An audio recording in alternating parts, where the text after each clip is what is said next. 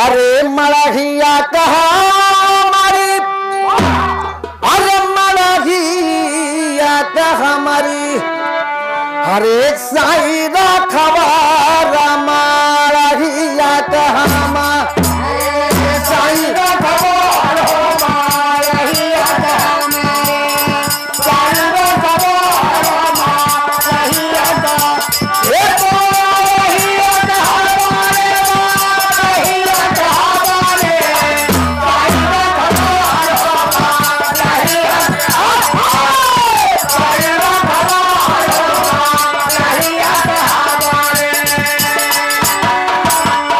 कौन मड़हिया? अरे वाह जोने बहार जोनो पाल जी खिया संजोग पहुड़ा रहा।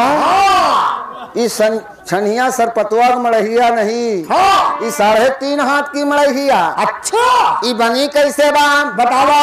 हरे पानी पवन से बनी बा मड़हिया।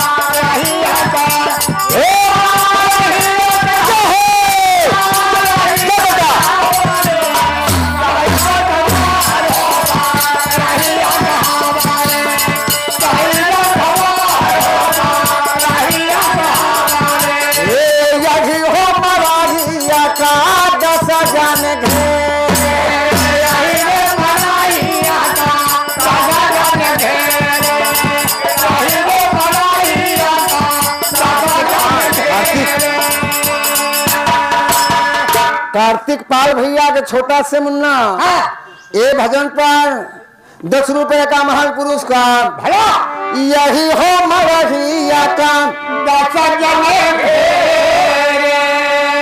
और हमारी मड़हिया माँ उठ झड़कार मड़हिया का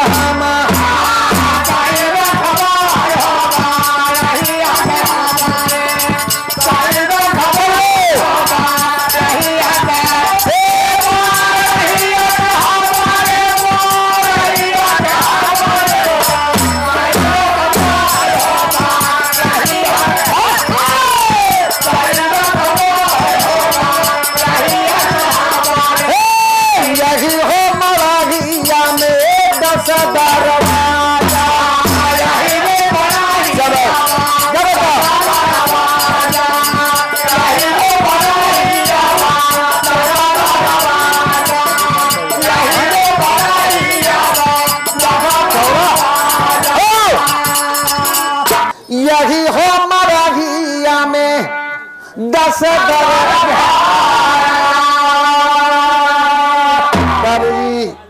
एमा 10 दरवाजा बा। लोग बात कहते 9 दरवाजा। जौन दिन तक दरवाजा के ज्ञान हो जाए वह दिन मोक्ष प्राप्त हो जाए। कि यही हो मड़हिया में